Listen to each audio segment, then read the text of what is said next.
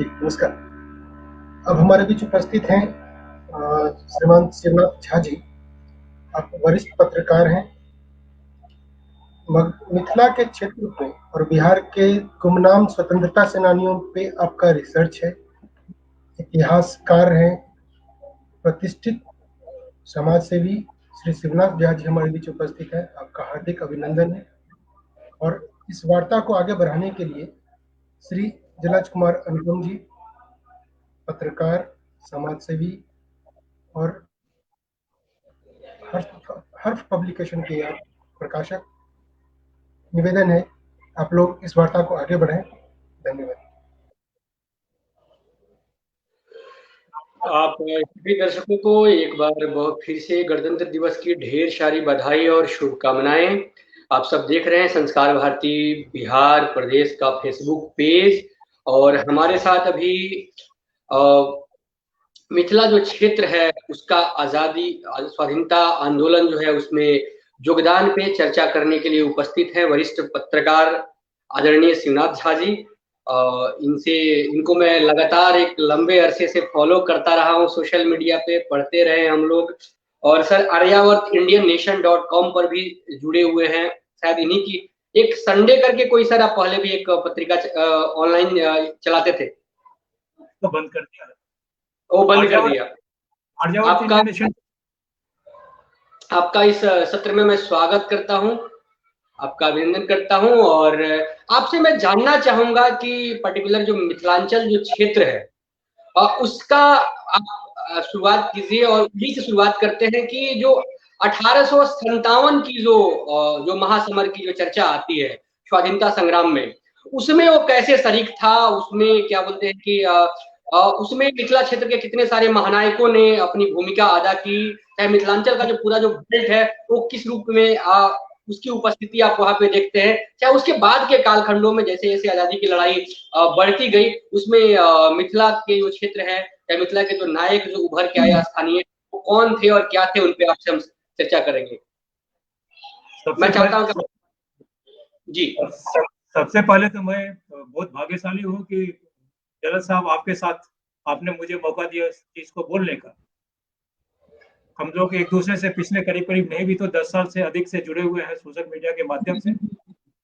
आपने जिस संडे के बारे में चर्चा की, चूंकि मैं संडे मैगजीन पत्रिका जो आनंद बाजार पत्रिका समूह का है उसमें मैं पहले काम करता था 88, लेकिन उससे पहले मैं सन 1975 से लेकर 1988 तक इंडियन नेशन आर्यावर्त में काम करता था। मैं मैट्रिक के बाद ही मैं आर्यावर्त इंडियन नेशन में ज्वाइन किया था और 88 के बाद मैं चला गया टेलीग्राफ न्यूज़पेपर में। जी। पटना की जो सड़क है वो आज की सड़क नहीं बोलेंगे, आज तो संपूर्ण वातावरण बदला हुआ है, लेकिन आज भी अगर पटना के गांधी मैदान से सुल्तानगंज होते हुए पटना सिटी गुरु गोविंद सिंह के पास पहुंचेंगे तो लगेगा जैसे कि एक एक ईंट एक दूसरे को देख के मुस्कुरा रहा है। परिचय इतना अधिक था क्योंकि मैं एक अखबार बेचने वाला व्यक्ति था। एक न्यूज़पेपर हॉकर होके एक रिपोर्टर बनना, एक रिपोर्टर होने के बाद में उसी अखबार में जिसमें आप 12-14 साल काम किए हैं, पत्रकारिता सीखे हैं, और पत्रकारिता उस समय सीखे हैं जिस समय की पत्रकारिता या और पत्रकार दोनों प्रदूषित नहीं हुए थे। ये बहुत बड़ी बात है। उसमें विभाजन नहीं था, अंग्रेजी और हिंदी में कोई ऐसा विभाजन नहीं था। हम लोग कभी भी पटना में जब काम किए तो कभी ये नहीं लगता था कि ये हिंदी अखबार का पत्रकार है और ये अंग्रेजी अखबार का पत्रकार है। दोनों में जो सामंजस्य था, दोनों में जो बॉन्डिंग था, वो बॉन्डिंग आज की तारीख में नहीं है। और खास करके जो बड़े शहर हैं, बड़े शहरों में तो अंग्रेजी हिंदी को इस तरह से विभक्त किया गया है जैसे कि एक उत्तर दिशा की और दूसरा दक्षिण दिशा की। जहां तक पत्रकार जो काम मैं कर रहा हूं, मैं सीधा आ जाता हूं इस काम पे। ये काम मूलतः मैं बहुत धन्यवाद दूंगा भारत रत्न शहनाई उस्ताद बिस्मिल्लाह खान साहब को। बिस्मिल्लाह खान साहब का दरभंगा के साथ बहुत ही नजदीकी रिश्ता था जब राजा बहादुर की शादी हुई थी। फिर उसके बाद जब इनका जीवेश्वर सिंह के बड़ी पुत्री की शादी हुई थी तो बिस्मिल्लाह खान गए थे शहनाई बजाने के लिए। और उसके बाद बिस्मिल्लाह खान का कहना नहीं चाहिए, लेकिन आज मौका है, यह बात बोलने में भी कोई हिचक नहीं होनी चाहिए, क्योंकि दरभंगा राज में उस लाल किले के अंदर बिस्मिल्लाह खान का जो स्थान होना चाहिए था, वो स्थान उस दिन नहीं मिला जिस दिन उनकी जीवेश्वर सिंह की बेटी की शादी थी, और उन्होंने कसम खा लिया था कि मैं दोबारा कभी दरभंगा नहीं आऊंगा। लेकिन बिस्मिल्लाह खान साहब 2019 में अटल बिहारी वाजपेयी साहब थे उसमें प्रधानमंत्री, तो वाजपेयी साहब के मदद से पार्लियामेंट एनेक्सी में एक प्रोग्राम कराया गया था, और कुछ उनको प्रोग्राम के बाद में जो मदद होती है वो किया गया। तो बिस्मिल्लाह खान साहब का 90वां जन्मदिन था। उनके लिए हमने एक किताब बनाई, मोनोग्राफ ऑन उस्ताद बिस्मिल्लाह खान। उस मोनोग्राफ ऑन उस्ताद बिस्मिल्लाह खान का उसका जो लोकार्पण है उस्ताद खुद किए। हम लोगों ने 90 किलो का केक बनवाए थे, 3 किलो चांदी की शहनाई बनवाए थे। हम लोग की मिथिला के ही जो सुलभ सुलभ संगठन के, सुलभ इंटरनेशनल के संस्थापक हैं, उनके मदद से हम लोग करीब करीब 1.5 लाख रुपए का बंदोबस्त किए, और हम लोग जाके उस दिन बिस्मिल्लाह खान साहब को दिए। बिस्मिल्लाह खान साहब मेरी पत्नी का हाथ पकड़ के कहते हैं कि तुम तो, वो उनका नाम नीना झा है, और स्कूल एक सेंट थॉमस स्कूल में गणित और विज्ञान की शिक्षिका है, तो उन्होंने हाथ पकड़ के कहा कि तुम तो दरभंगा की बहू हो, तुम दरभंगा की बेटी हो, मुझे एक ख्वाहिश पूरी कर दो। मैं इंडिया गेट पे जो शहीद हैं उन शहीदों को मैं शहनाई बजाकर आमंत्रित करना चाहता हूं, और उसी शहनाई से मैं उन्हें विसर्जित करना चाहता हूं। ये हमारी जिंदगी का एक लाइफ टाइम जो उनकी है इच्छा थी। इंडिया गेट पे बैन था पिछले 10 वर्षों से, ये 2006 की बात है।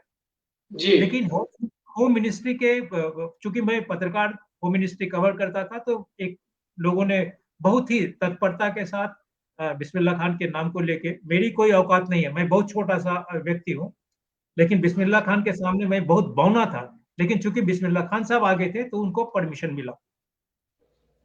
15 जुलाई को फर्स्ट वर्ल्ड वॉर टर्न ले लिया था, तो हमने रखा था। दुर्भाग्यवश बिस्मिल्लाह खान साहब बीमार हो गए, और 21 अगस्त 2006 को बिस्मिल्लाह खान साहब का देहांत हो गया।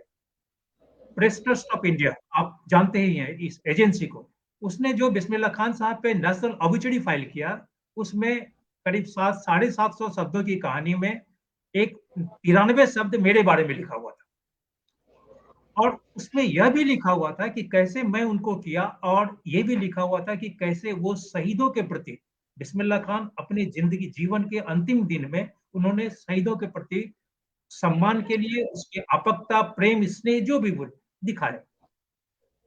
लोग कहते हैं, मेरे बाबूजी कहते थे कि जब समय बदलता है, सकारात्मक समय आपके इर्द गिर्द घूमने लगेगा, तो चार चतुर्दिक जो वायु है वो चक्रव्यूह आपका चक्र रचने लगेगा।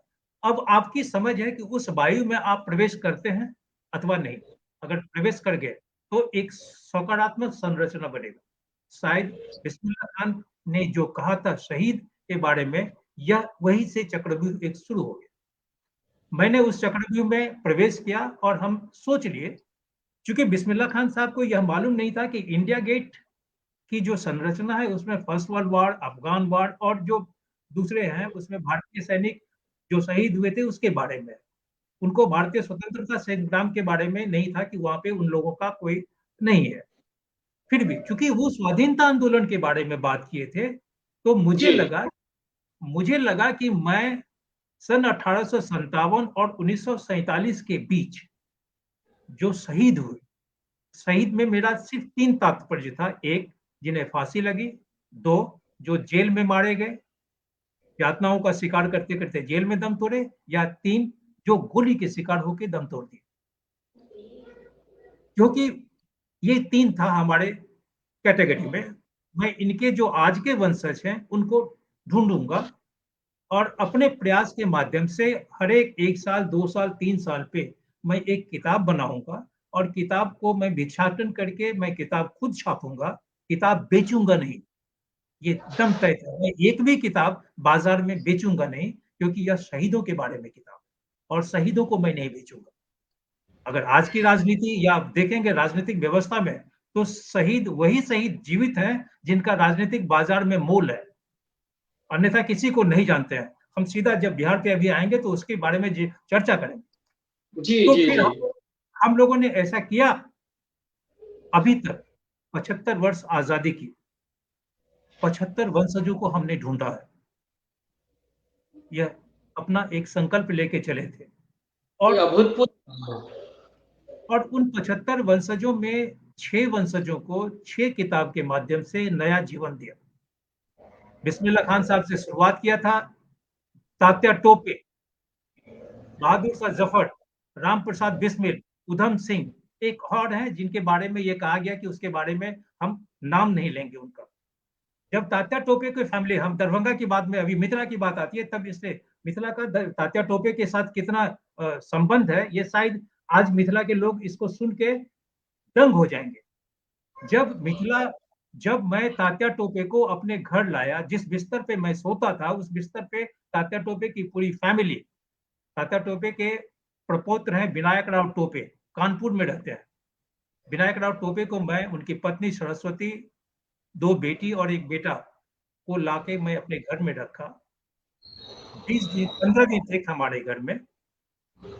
जब तात्या टोपे के घर गया मैं बिठूर कानपुर में, तो उनको दिखाया कि ये प्रारब्ध है, जो हाथ की रेखा है वो हिंदुस्तान का 135 या 125 करोड़ लोग हमसे नहीं छीन सकता है। वजह यह है कि जिस दिन 1857 आंदोलन का 100वां साल था, मतलब 1957 में, उस 1957 में विनायक राव टोपे के पिता थे नारायण राव टोपे। नारायण राव टोपे को सम्मानित किया गया उत्तर प्रदेश शासन की तरफ से। उत्तर प्रदेश के जो तत्कालीन राज्यपाल थे उनके विशेष सचिव के तरफ से सम्मानित किया गया, जिसमें एक शॉल, 1001 रुपया और एक चांदी का था, जिसमें लिखा हुआ है 1857 का 100वां वर्ष। उस थाल पे जिस व्यक्ति का हस्ताक्षर है वो मिथिला का है। उस व्यक्ति का घर और हमारे घर के बीच में, गांव में 1 किलोमीटर का भी फासला नहीं है। वो व्यक्ति थे विशेष सचिव, बाद में दिल्ली के लेफ्टिनेंट गवर्नर बने, और उनका नाम है आदित्यनाथ झा। मैं दावे के साथ कहता हूं कि आज मिथिला के लोग इस बात को नहीं जानते होंगे। अगर जानते भी हैं तो मिथिला में या बिहार, मैं मिथिला की बात नहीं करूं, बिहार की बात करूंगा, बिहार के लोग अगर चाहते तो बिहार में जो क्रांति की पैदाइश हुई, उस क्रांति के पैदाइश के आज जो वंशज हैं वो भिक्षाटन नहीं करते। मैं आप हमारी लेखनी को, हमारे लिखे हुए शब्दों को आप फेसबुक पे या aryavartinternational.com पे पढ़ते होंगे। मैं बेबाक लिखता हूं। पढ़ने वाले को हो सकता है कि उनको चुभे, हमको गाली देते हो, लेकिन मैं लिखने में चूकूंगा नहीं। फिर तात्या टोपे यही बताया उनको कि आदित्यनाथ झा और मैं, मेरा दोनों का कोई रक्त का संबंध नहीं है, लेकिन इसे प्रारब्ध कहिए कि आपके पिता को अगर आदित्यनाथ झा ने सम्मानित किया था, तो उसी गांव का एक दूसरा व्यक्ति, मिथिला का, जात पात सब छोड़ दीजिए, मैं सिर्फ बोल रहा हूं एक व्यक्ति, एक आम नागरिक जिसका कोई वजूद नहीं है, वो तात्या टोपे के फैमिली को रिहेबिलिटेट कर रहा है। दोनों बेटियों की जब शादी, उनको दोनों को कंटेनर कॉर्पोरेशन ऑफ इंडिया में नौकरी मिली।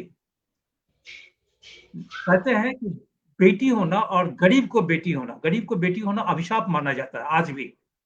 हम विज्ञान और जितना भी विचार विमर्श कर ले, लेकिन हकीकत जब वास्तविकता की बात करते हैं तो हकीकत यही है कि गरीबों की बेटी को कोई आदमी पूछता नहीं है।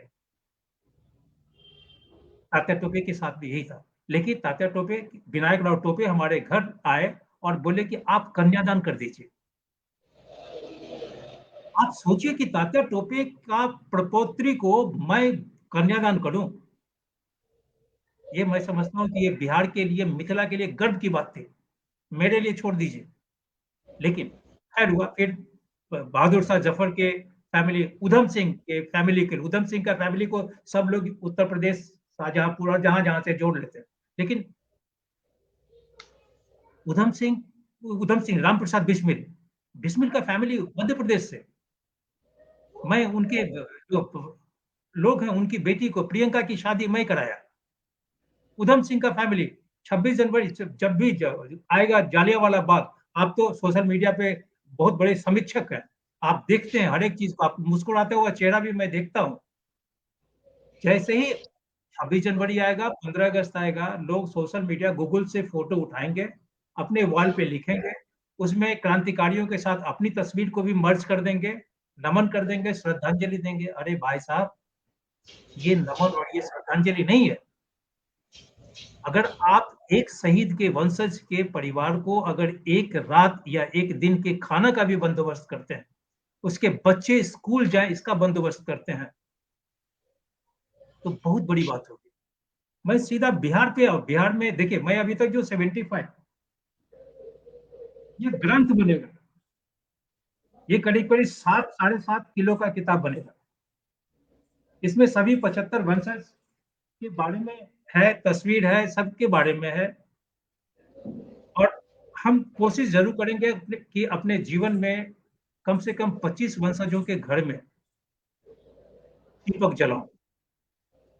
आप सिर्फ एक सोचिए कि आप कितने बार पटना गए होंगे, अनंत बार पटना गए होंगे। बस बिहार में जब 51 में सेंसस हुआ है, तो हम लोग का 1951 में करीब करीब 55, हो सकता है कि जो इतिहासकार हैं वो थोड़ा ज्यादा जानते होंगे, मैं बहुत ही पढ़ा लिखा व्यक्ति उतना नहीं हूं। तो उस समय बिहार में करीब 55 जिला है, झारखंड अलग हुआ, फिर आज भी 38 जिला है, 12 करोड़ लोग बिहार में हैं आज भी। अब आप मुझे ये बताइए कि इस 38 जिला और 12 करोड़ लोग क्या सन 1857 और 1947 के बीच मातृभूमि की स्वतंत्रता के लिए अपने प्राणों की आहुति देने अगर दिए, तो उनके परिवार और उनके परिजनों को देखने के लिए नहीं आ सकते हैं? 12 करोड़ का अगर 10% लोग अगर आगे आ जाए, तो आप अंदाजा लीजिए कि कितने पैसे मैं एकत्रित कर सकता हूं। लेकिन सवाल सिर्फ ये होता है कि यहाँ पे लोग तुरंत बैठ जाएंगे कि हम 1000 आदमी अगर कंट्रीब्यूट कर दिया, तो भाई इतना पैसा हो गया और शिवनाथ जी इस पैसे का पूरा रसगुल्ला और मलाई खा रहे हैं। मतलब करना भी नहीं, करने भी नहीं देना है। नहीं, एक हम लोग के बाबूजी कहते थे कि बाथरूम में एक आदमी चला गया, अंदर में छिटकिनी लगा के बैठ गया, पीछे आगे में लाइन लगी हुई है, सब लोगों को जाना है शौचालय, लेकिन वो अंदर में बैठ के अपना बीड़ी सुट काटा है। नहीं, हम हटेंगे ना मौका देंगे। नहीं भाई, कर सकते हैं, क्योंकि हर काम, जहां तक अभी इस मंच के माध्यम से मैं जरूर कहूंगा कि हर काम सरकार नहीं कर सकती है। इसका दूसरा रूप में मैं ये बात अनेक बार लिखा हूं कि सरकार एक निर्जीव संस्था है। सरकार एकदम निर्जीव संस्था है। ईंट पत्थर, अगर आप पटना सचिवालय को देख लें, आप राज्यपाल के घर को देख लें, आप उच्च न्यायालय के भवन को देख लें, तो सब ईंट पत्थर से बना हुआ एक निर्जीव संस्था है। लेकिन उस संस्था में जो लोग हैं, जो वहां कुर्सी पे बैठे हुए हैं, चाहे वो शैक्षणिक संस्था हो, कार्यालय हो, कोई भी चीज, अगर वो सजीव है, उनके हृदय में धक धक हो रहा है समाज के प्रति, तो संस्था सजीव हो जाता है। तो आप 5 बजे जब दफ्तर बंद हो जाए, ताला लगा लीजिए, वीरान सी जिंदगी हो जाएगी वहां पे, कोई आदमी उस परिसर में प्रवेश करना नहीं चाहेगा। लेकिन सुबह 10 बजते ही चकाचौंध एकदम पूरा खुलेआम हो जाता है, लोग चले जाते हैं, मैंने वहां पे सजीव हो जाता है। हम समाज के लोग, मैं इसीलिए ताली ठोक के, सीना ठोक के बोलता हूं कि मैं जो कर रहा हूं हिंदुस्तान में आज की तारीख में मुझे नहीं मिला है कोई।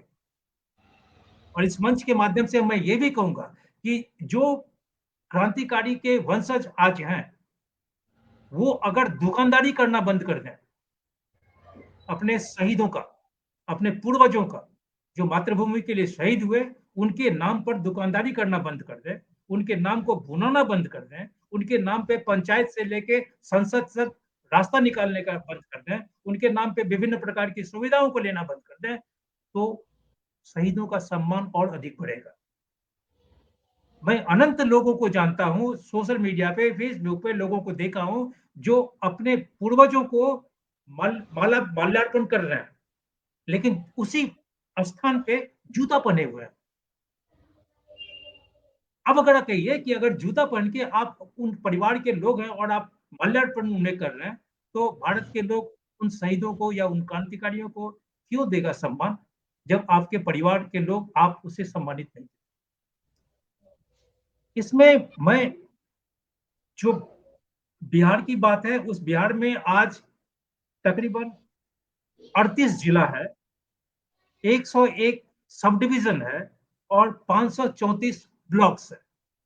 अगर आप पूरे बिहार को ले लें तो बिहार के इस 534 ब्लॉक में शायद ही कोई ब्लॉक ऐसा रहा होगा या आज भी होगा जिसके परिवार, जिस ब्लॉक के जो बाशिंदे हैं, उन बाशिंदों में से कोई व्यक्ति मातृभूमि के लिए जेल नहीं गया होगा, फांसी पे नहीं गया होगा।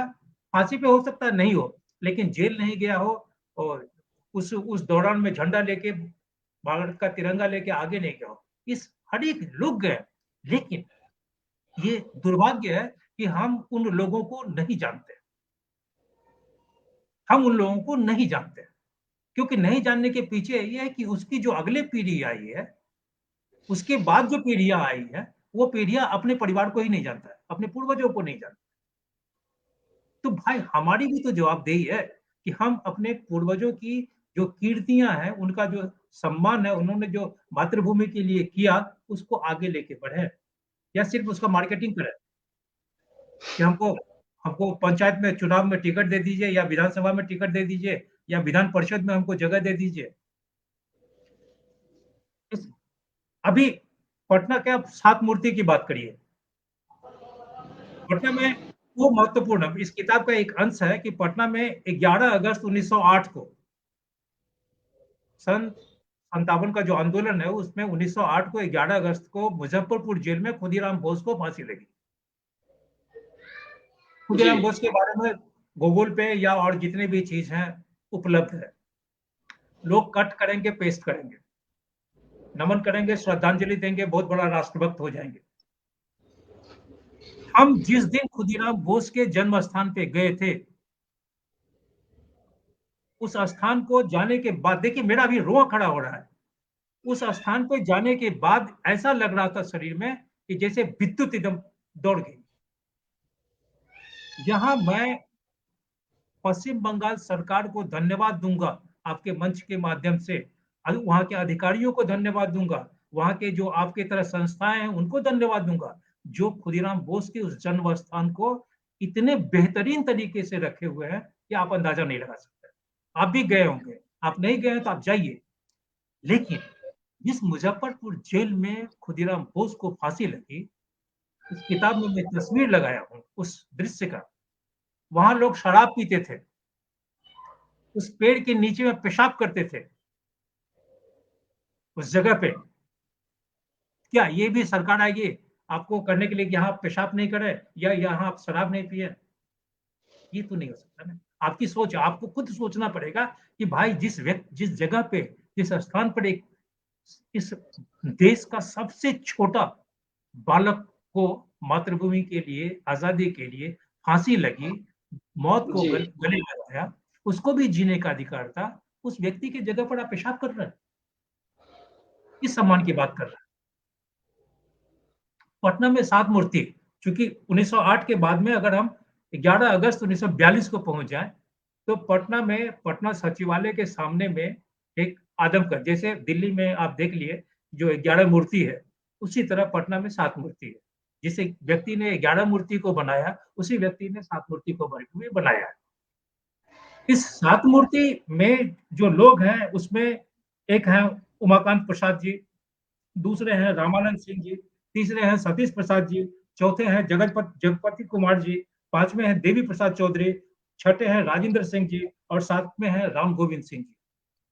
अब उमाकांत प्रसाद जी थे राम मोहन राय स्कूल है पटना के खजांची रोड में। खजांची रोड आप भी नाम सुने हैं, खजांची रोड खुदाबख्श जी, राम मोहन राय सेमिनरी है जो वहां पे। हाँ, राम मोहन राय सेमिनरी, उसी के वो छात्र हैं। और जी खजांची रोड का दूसरा महत्व मैं आपको बता देता हूँ कि उसी रोड में राम मोहन राय सेमिनरी से 50 कदम आगे जाएंगे तो वहां पे एक घर है, हम लोग उसको शिशु सदन बोलते थे, आज भी बोलते हैं शिशु सदन। तो वो शिशु सदन पश्चिम बंगाल के दूसरे मुख्यमंत्री विधान चंद्र राय, डॉक्टर विधान चंद्र राय का जन्म स्थान है, वो जन्मभूमि है, वहीं पैदा ली। विधान चंद्र राय के नाम पर हम हिंदुस्तान में डॉक्टर्स डे मनाते हैं। ये कोई व्यक्ति है, लेकिन किसको पता है? पटना के लोग तो मालूम नहीं है, क्योंकि सब अपने अपने काम में लगे हुए हैं।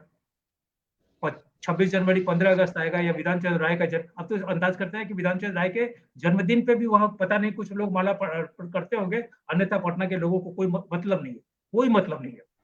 अब उमाकांत बाबू सारण के थे, रामानंद सिंह साहब ये भी राममोहन राय के थे, ये धनौरा पटना के, धनौरा एक जगह है पटना में। सतीश बाबू जी बांका, सतीश बाबू बांका के हैं, खड़हड़ा जगह है। जगपति कुमार ये सेकेंड ईयर के थे, ये है औरंगाबाद के। मिलर स्कूल की में पढ़ते थे देवी बाबू, उसके बाद राजेंद्र प्रसाद। इसमें मैं कहूंगा कि इन 7 में एक व्यक्ति के घर मैं नहीं पहुंच पाया, लेकिन इसमें एक व्यक्ति के परिवार के लोग पटना उच्च न्यायालय के न्यायाधीश बने। मैं नाम नहीं लूंगा, अगर वो सुनते होंगे आज इस कार्यक्रम को तो उन्हें मालूम होगा कि मैं क्यों बोल रहा हूँ। जब वो पटना उच्च, मैं इस किताब में उनकी तस्वीर को लगाया हूँ, पटना उच्च न्यायालय में वो न्यायाधीश थे। मैं उनसे बात किया, लोग गया, फोटो बनी, सब किताब गपशप हो गया। डायरेक्ट नहीं, उनके भतीजे में है, लेकिन फैमिली वही है। सुप्रीम कोर्ट में आए, जज बने। क्या मैं ऐसे व्यक्ति से यह उम्मीद नहीं कर सकता हूं कि आप जिस ओहदे पे पहुंचे हैं, माफ करिएगा, इसमें अगर कोई भी सुप्रीम कोर्ट के या न्यायालय के कोई भी व्यक्ति इस चीज को सुन रहे हो तो ये कंटेम्प्ट नहीं मैं कर रहा हूं, मैं सच बोल रहा हूं कि जिस स्थान पे वो व्यक्ति पहुंचे थे, क्या उस स्थान से अपने ही प्रदेश, छोड़िए पूरे देश को, अपने प्रदेश के क्रांतिकारियों या शहीदों के बारे में सकारात्मक सोच नहीं रख सकते थे? अरे कोई तो उठो यार, एक आदमी निकलो। अगर एक आदमी निकलोगे दुष्यंत कुमार की तरह, अगर एक आदमी निकलोगे तो बहुत बनेगा। वो सिर्फ कहानी कहने से नहीं है कि अकेला चलो एक बस हो गया, उसको गाने बना दिए, उसको रिमिक्स बना दिए, ये नहीं है। उसको व्यक्तिगत रूप से हमको फॉलो करना पड़ेगा। हमको बहुत तकलीफ हुई उसमें। एक व्यक्ति है राजेंद्र बाबू, राजेंद्र बाबू की पत्नी, जब मैं ये काम कर रहा था उस काम के दौरान राजेंद्र बाबू की पत्नी जीवित थी, लेकिन राजेंद्र बाबू की पत्नी को कौन जानता है? या पटना में एक ऐसी बेटी रहती है, इस मित्र ने, जिसको, उनके मित्र को हम लोग भगत सिंह, राजगुरु और सुखदेव के नाम से जानते हैं, उस भगत सिंह के मित्र बटुकेश्वर दत्त, जिन्होंने सेंट्रल असेंबली में बम फेंका था, उनकी बेटी वहां रहती है, भारती बागची। भारती बागची के पुत्र अभी 1 साल पहले 33 वर्ष की आयु में उसकी मृत्यु हुई है। कौन आदमी जानता है पटना का? हम किस क्रांतिकारी के बारे में, शहीदों के बारे में जिक्र करते हैं, उनके परिवार के बारे में सद्भावना और ये सब की बात करेंगे? हम कहेंगे कि हमारा जो हृदय है, हमारी जो सोच है, वो मृत प्राय हो गई है। हमको अपने लिए, अरे चलराज बाबू, आप अगर खाना खाते हैं तो बहुत ज्यादा खाएंगे तो 5 रोटी, 5 रोटी आजकल नहीं खाता है, लोग बोलता है कि डायबिटीज हो जाएगा। 1 कटोरा दाल पिएंगे, 1 सब्जी खाएंगे, इससे अधिक नहीं खाएंगे।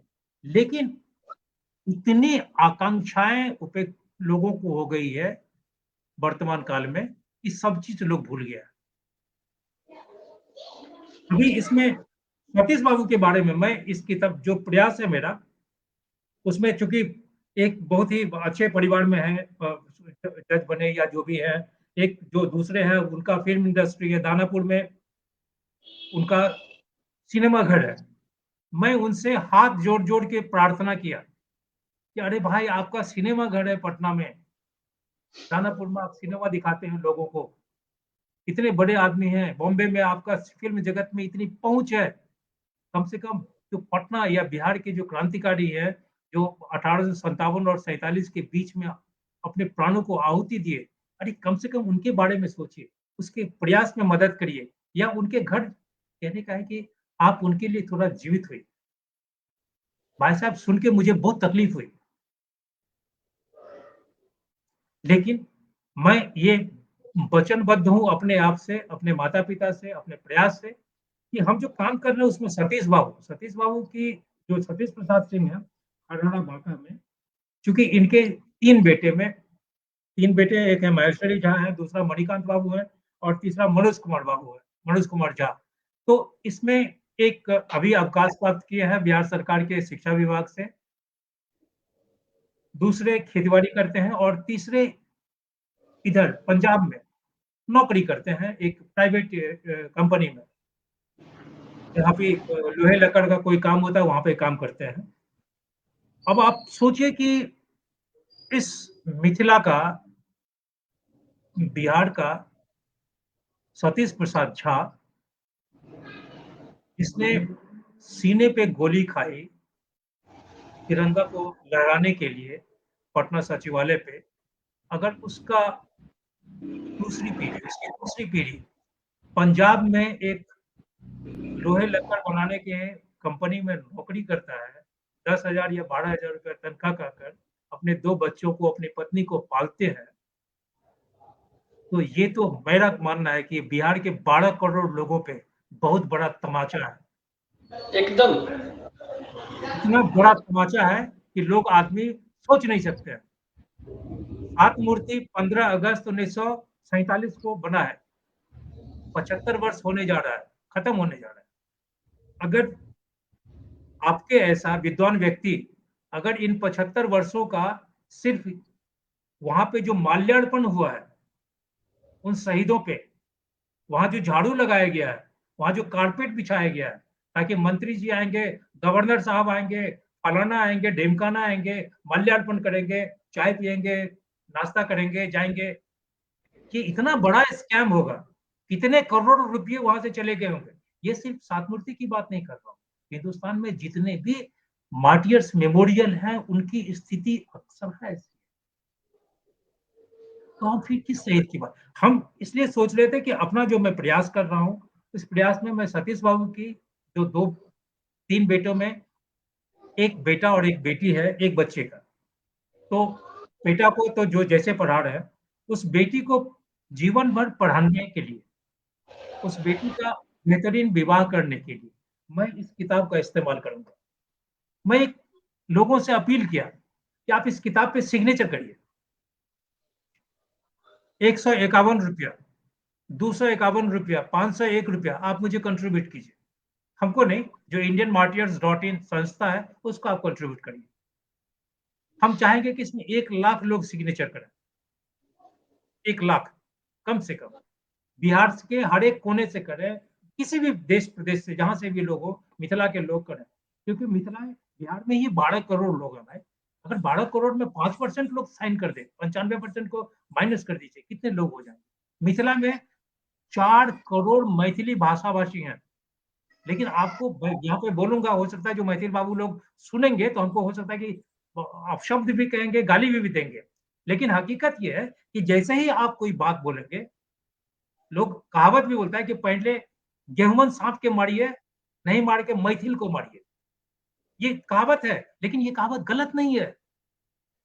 हम चाहे चाहे तो हम मिथिला के लोग या बिहार के लोग जितने उच्च पद पे आज आसीन है, वो चाहे तो पूरे प्रदेश का, पूरे मिथिलांचल का रूप, रंग, नक्शा बदल सकते हैं, लेकिन उनको अपने गांव का, अपने पंचायत का, अपने जिला का, अपने सब डिवीजन का याद तब आता है जब वो अवकाश प्राप्त करते हैं। अवकाश प्राप्त करने के बाद गांव में बैठेंगे, पंचायत लगाएंगे और वहां भाषण देंगे, ये होना चाहिए, वो होना चाहिए। अरे भाई, आप अपने जीवन काल में जब आप व्यवस्था में थे, आप बहुत कुछ कर सकते थे, लेकिन आप नहीं किए। जब नहीं किए तो फिर बोलते क्यों? मैं इस प्रोग्राम के माध्यम से सूरज बाबू, मैं आपके माध्यम मैं बहुत भाग्यशाली हूँ कि आज आपसे रूबरू हो रहा हूँ। ऐसे ही दोनों आदमी जीवित है इस पे, क्योंकि फेसबुक और सोशल मीडिया पे जो मन से आत्मा से मृत लोग हैं वो ज्यादा जीवित होते हैं, लाइव करते हैं। तो मैं बहुत भाग्यशाली हूँ कि हम दोनों आदमी बात कर रहे हैं और एकदम अंतर आत्मा से बात कर रहे हैं। मैं मेरे लिए भी बात है सर, कि मैं आपके साथ इस सेशन में हूँ और ये अप्रत्याशित था मेरे लिए भी, ये संयोग है। तो ये प्रारब्ध को कोई नहीं मिटा सकता है ना, ये मिलना था अभी। ये दोनों के मिलन को कोई आदमी हटा नहीं सकता था। मैं सिर्फ हम सिर्फ ये नहीं कहेंगे, जैसे एक एग्जाम्पल मैं यहाँ पे दे रहा हूँ कि अगर हम ये बोले कि हमारे दादा, हमारे परदादा, हमारे फलाने, हमारे ढिमकाने ने भारत के समाज के लिए या मिथिला के समाज के लिए ये किए, फॉर एग्जाम्पल मैं यहाँ पे महाराजा दरभंगा को कोट करूंगा, दरभंगा राज को मैं यहाँ कोट करूंगा, क्योंकि मिथिला की बात हो रही है। महाराजा दरभंगा कामेश्वर सिंह की मृत्यु 62 में हो गई, 62 से 2022 हो गया, 60 साल बीतने जा रहे हैं। अगर इन 60 वर्षों में हम आज भी 1888 की बात, लक्ष्मेश्वर सिंह की बात या उनके भाई रामेश्वर सिंह की बात, हम सभी जानते हैं कि उन लोगों ने मिथिलांचल के लिए ही नहीं, बिहार के लिए ही नहीं, भारतवर्ष के लिए जो उनका कंट्रीब्यूशन है, ये कोई आदमी काट नहीं सकता है। सही बात है। लेकिन विगत 60 साल में जब महाराजा दरभंगा आंख मूंदे, उनके पार्थिव शरीर को अग्नि में समर्पित किया गया, उसके बाद से आज तक इन 60 वर्षों में अगर दरभंगा राज का परिवार चाहता तो मिथिला में इन शहीद क्या, एक शहीद क्या, 100 शहीदों के घरों में बिजली नहीं, बस वहां पे जनरेटर लग गया होता, चकाचक होता, सबकी जिंदगी चकाचक होती। लेकिन सरकार करते तखन न, पंचायत में मुखिया जी करबे नहीं करते, मुखिया जी रिकमेंड नहीं करती, एमएलए साहब अखन भेटे नहीं था, मैथिली में बोल रहे हैं, माफ करिएगा। नहीं, कोई दिक्कत नहीं है, ठीक है। हाँ, मैथिली में द्वारा कि एमएलए साहब नहीं बैठते, एमपी साहब के तो गपे छोड़ दियो, कोई नहीं मिलेगा, क्योंकि किसी को हकीकत में राष्ट्रीयता की कोई मतलब नहीं है। सच यही है। हम 26 जनवरी 15 अगस्त को झंडोत्तोलन कर दें, लड्डू खा लें, हो गया, राष्ट्रभक्ति खत्म हो गया। अरे भाई, ये क्या राष्ट्रभक्ति हुई? झंडा, भारत का जो तिरंगा है, वो हमको अपने घर पे फैलाने से या सड़क पे फैलाने से या ऊंचाई ऊंचा देख के कि कहीं पे 50 फीट कर रहा है, कोई 200 फीट कर रहा है, ये जो कंपटीशन लगा हुआ है, इससे कोई राष्ट्रीयता की बात नहीं होगी। तिरंगा को अपने मन में रखना पड़ेगा, आत्मा में। यहाँ पे अगर आप पंजाब में जाएं, जो पाकिस्तान और इसका बॉर्डर है, क्या जगह का नाम है, अमृतसर में जी, वाघा बॉर्डर, वाघा जी। बॉर्डर, वहां पे देखेंगे जब पैरेड होता है तो लोग कपाड़ पर, गाल पर, पीठ पर, हाथ पर चतुर्दिक तिरंगा का चिप्पी चाटते हैं, ऐसे लगता है कि बहुत बड़े राष्ट्रभक्त हो गए। और वहां से निकलने के बाद में क्या करते हैं, वो हम और आप ज्यादा बेहतर जानते हैं। कोई जरूरत नहीं है कि हम तिरंगा को लेके, तिरंगा को रखिए हृदय में, और अगर कुछ आपसे बन सके तो आप कोई भी समाज का कोई भी व्यक्ति, हम इन शहीदों के परिवार के लिए, हिंदुस्तान में अभी 33,000 शहीद है, होम मिनिस्ट्री का जो रिकॉर्ड है उस पर 33,000 है। और आपको बहुत आश्चर्य होगा कि फ्रीडम फाइटर्स लेने वाले में बिहार सबसे आगे है। फ्रीडम फाइटर्स का जो पेंशन ले रहे हैं उसमें बिहार सबसे आगे है। आज की तारीख में आपका जो गृह मंत्रालय भारत सरकार का है, वो औसतन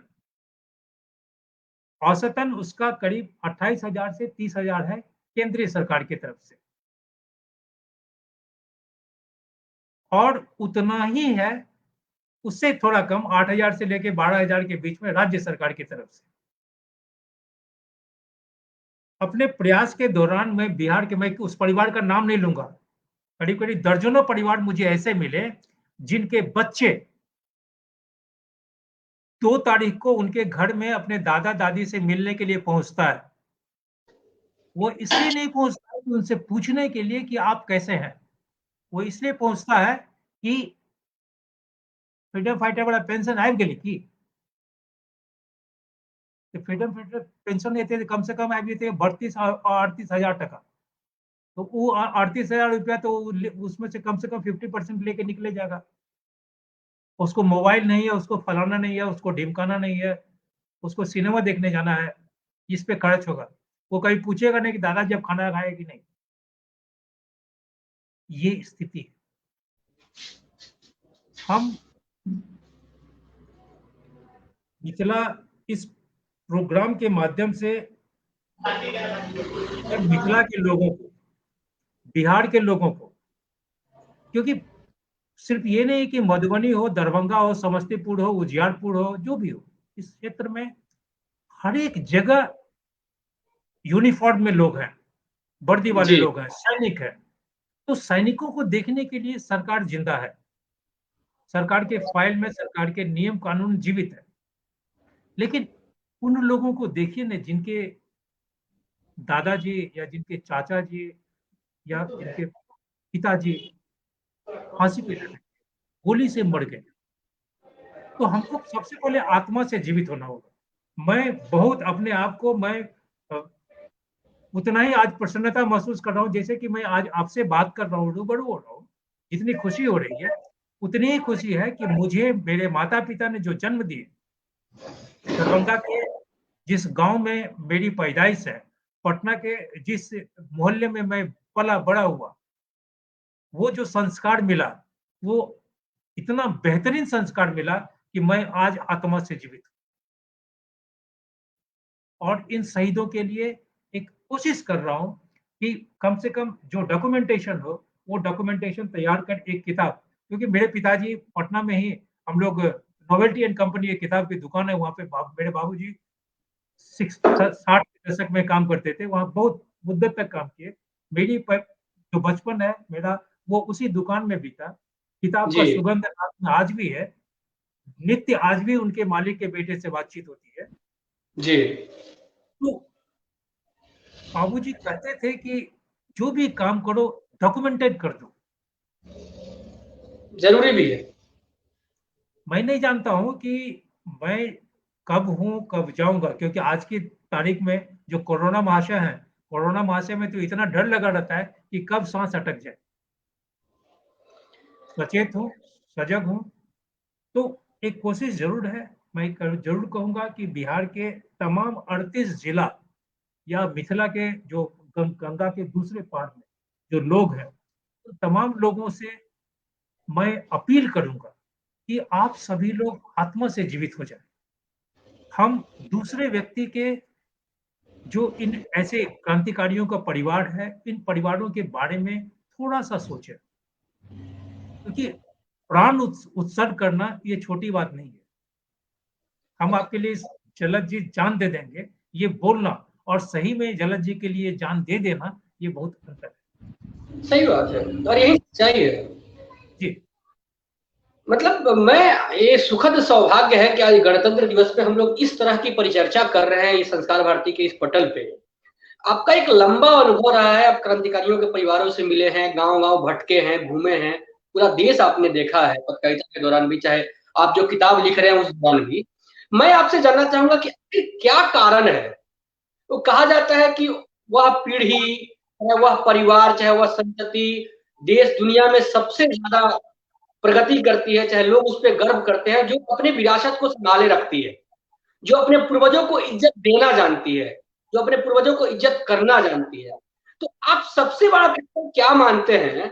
लोग अपने नायकों को, जो ओरिजिनल थे, उनको भूल गए और छद्म में कुछ नायक गढ़ लिए बाद के कालखंडों में।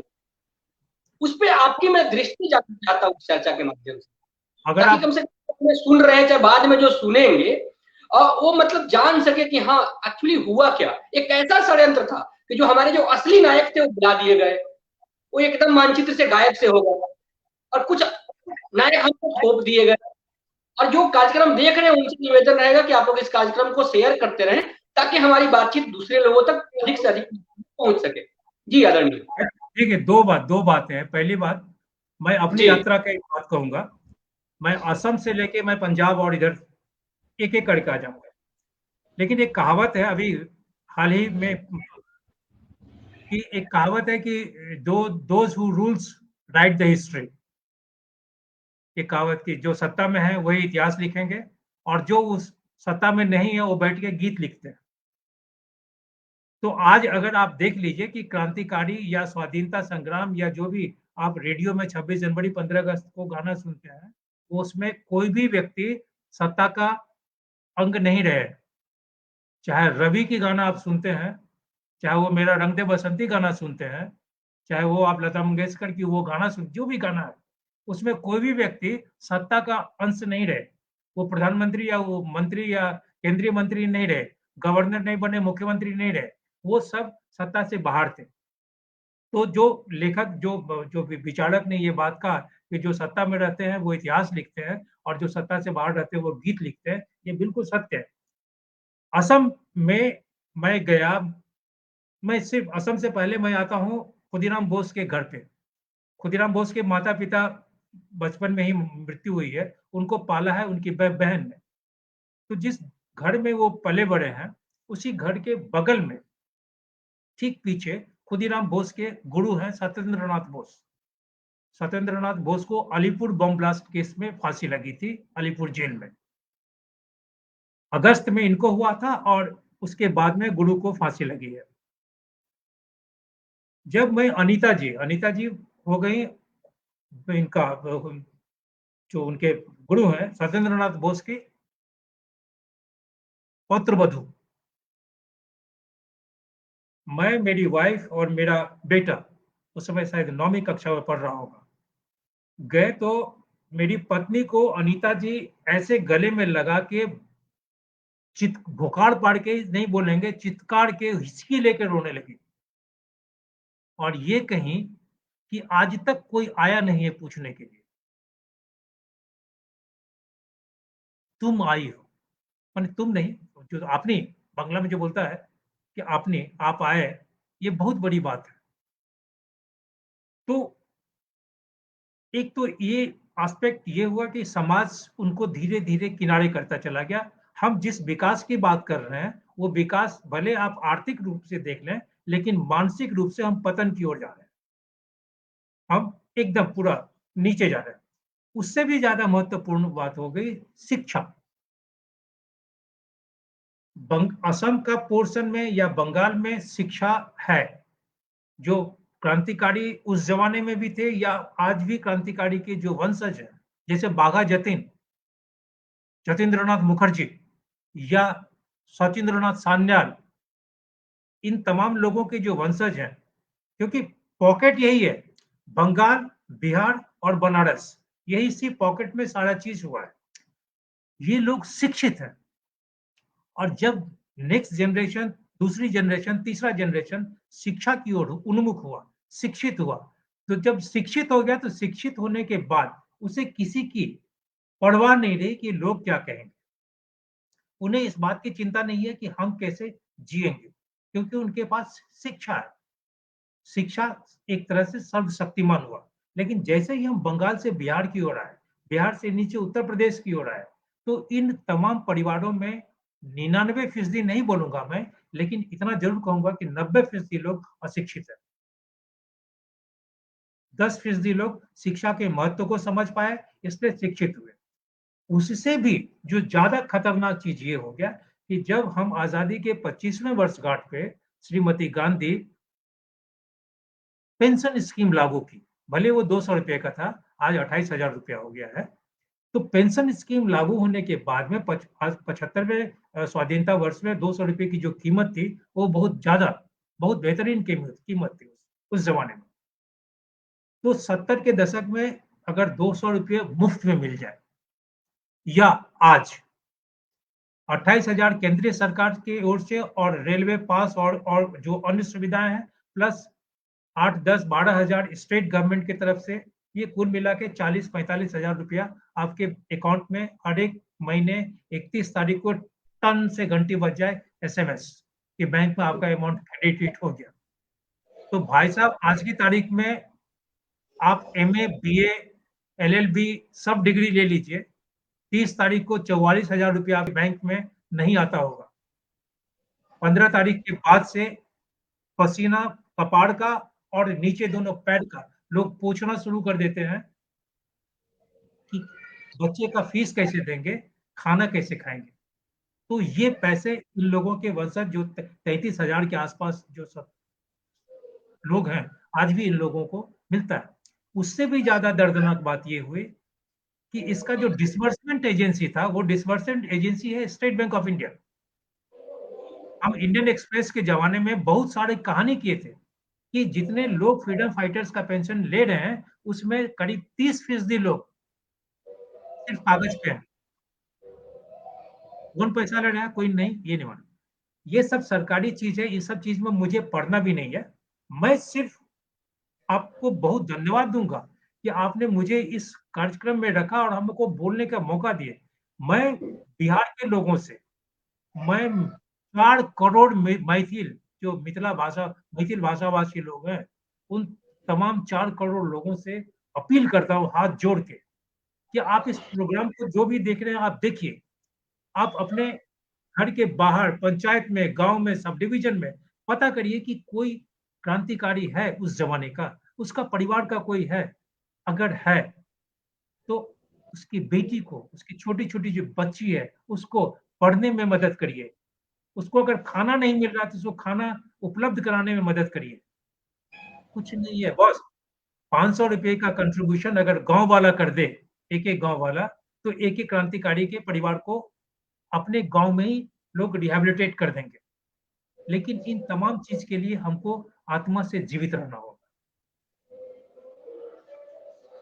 बहुत अच्छा लगा सर, आज आप मतलब गणतंत्र दिवस के अवसर पे संस्कार भारती के इस प्लेटफॉर्म पे जुड़े और हम लोगों ने इतनी समृद्ध बातचीत की और अपने नायकों को याद करने की कोशिश की। और आपने जो कहा एकदम सत्य कहा कि क्या बोलते हैं कि समाज का भी यह दायित्व और कर्तव्य बनता है कि वो नायकों के प्रति अपनी क्या बोलते हैं ज्ञापित करे, उनके परिवारों से मिले, उसके दुख सुख में सहभागी बने और कंधा से कंधा मिलाकर उनके साथ खड़ा रहने की एक आदत डाले, एक प्रवृत्ति बनाए, ताकि उनको भी लगे कि हमारे पुरखों ने जो दान दिया था जिस आजादी के दौरान, वो उनका जो मेहनत था वो ऐसा बेकार मिल गया। लोग आज भी हमको पूछते हैं, सराहते हैं और बहुत ही सराहनीय कदम होगा।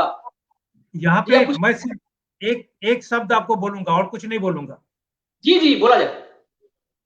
आमतौर पे जो भावनात्मक है, संवेदनशीलता है, वो इतना खराब हो गया है। मैं सिर्फ एक एग्जांपल कि जिस दिन वाजपेयी जी का देहांत हुआ था, आप उस दृश्य को देखे होंगे। जिस दिन वाजपेयी जी को अग्नि को समर्पित किया जा रहा था, वहां पे दिल्ली में उस स्थान पे ऐसे बहुत सारे, मैं नाम नहीं लूंगा उन लोगों का क्योंकि बहुत ही शीर्षस्थ पद पे है, चाहे किसी सरकार में, पार्टी में, बहुत शीर्षस्थ। अग्नि को समर्पित करने के वक्त जैसे ही अग्नि को समर्पित हो गया, प्रज्वलित हो गया उनका पार्थिव शरीर, लोग घड़ी को देखने लगे थे इस कदर। मतलब ये है कि अब मैं विदा ले रहा हूं, जा रहा हूं, अपने काम उनके मन में। तो हमको जो क्रांतिकारी है, वाजपेयी एक उदाहरण है। उन्होंने अपने संपूर्ण जीवन राष्ट्र को समर्पित कर दिया, सब चीज समर्पित कर दिया। वो व्यक्ति दूसरा वाजपेयी पैदा नहीं होगा, मेरा मानना है। तो हम गांव में रहते हो, समाज में रहते हो, जिला कस्बा जहां भी रहते हो, अगर ऐसे क्रांतिकारी का परिवार है तो मुझे ढूंढना होगा, उसके साथ मुझे आगे आना, उसके दुख सुख में रहना होगा। एकदम, वो कहा जाता है ना कि देश हमें देता है सब कुछ, हम भी तो कुछ देना सीखें। तो क्रांतिकारियों ने भी दिया है अपना सब कुछ हमें, उनके बदले हमें भी कुछ करना है, हमें भी कुछ देना सीखना ही होगा। और कहा जाता है कि शिक्षा समवर्ती सूची में है, राज्य सरकारों का भी दायित्व बनता है कि अपने यहाँ जो स्थानीय स्तर के नायक हैं उनको पढ़ाएं, उनको उभारें और उनको मुख्य धारा के विमर्श में जोड़ें। उनके समाज में मतलब ऐसे कुछ जगह खड़े हों और जहाँ पे कि हाँ ये हमारे बीच के हैं, और उनके लिए राज्य सरकार का भी अपना दायित्व और समाज का तो दायित्व बनता ही है। समाज ही आगे के लिए, आगे की पीढ़ी के लिए अपनी विरासत को दूसरे आने वाली पीढ़ी को जब सौंपता है तो राह दिखाता है। तो हम सबका दायित्व है कि हमारे जो छोटे बच्चे हैं उनको बताएं कि हमारे आसपास ऐसी घटनाएं घटी थी, आजादी में ऐसे रणबांकुरे हुए थे हमारे क्षेत्र से, जिनका हमारी आजादी की लड़ाई में ऐसा योगदान रहा। और आज की इस बातचीत को हम लोग यहीं पे समाप्त करते हैं। शिवनाथ सर से बातचीत का मोह मैं छोड़ नहीं पा रहा हूँ, और इसलिए कि इनसे घंटों बातचीत की जा सकती है, इतना इनका लंबा कालखंड रहा है इस पर्टिकुलर टॉपिक पे। लेकिन फिर कभी इसी मंच पे, चाहे मंच पे हम लोग आपसे बातचीत करने की कोशिश करेंगे। और आप सभी जो संस्कार भारती ने आज 750 मिनट अनवरत चलने वाले कार्यक्रम की जो रूपरेखा बनाई है, और जो संस्कार भारती के बिहार प्रदेश के फेसबुक पेज पे जो चल रहा है, ये स्वाधीनता के अमृत महोत्सव के उपलक्ष्य में आगे और भी बहुत सारे कार्यक्रम आने वाले हैं, उन सबका आप आनंद लीजिए और जुड़े रहिए संस्कार भारती के पेज से, और देखते रहिए सांस्कृतिक प्रस्तुति, कई अन्य तरह के कला के प्रस्तुति आपके समक्ष आने वाले हैं, उन सबका आनंद उठाइए और इस कार्यक्रम को अपने मित्रों के साथ, गीत मित्र संगी साथियों के साथ शेयर करते रहिए और बने रहिए। नमस्कार, जय हिंद, जय भारत।